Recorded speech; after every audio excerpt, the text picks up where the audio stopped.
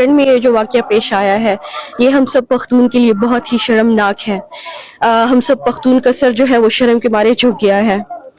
मैं उन लड़कियों को ये मैसेज देना चाहूँगी कि आप सबसे पहले तो अपने टीचर्स को इतना स्पेस दे ही ना कि कल को बात ब्लैकमेलिंग तक आ जाए।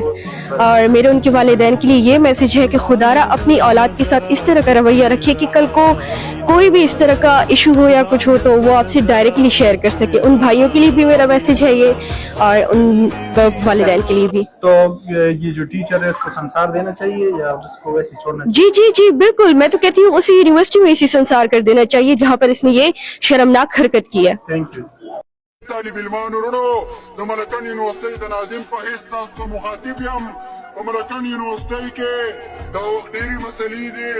یو مسله چې خو زموږ مجموعي مسله ده چې مخلوط نظامي تعلیم دی. دا افسوس خبره ده، په افسوس سره وایم زموږ د مشرانو شملې څه شوې، زموږ د عزت هغه پیسې څه شوې چې بیا په ملکن ډیویژن کې هم په موږ پسې مخلوط نظامي تعلیم راوړی.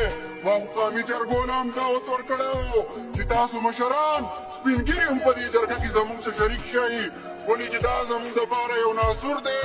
دا د شرم خبره ده.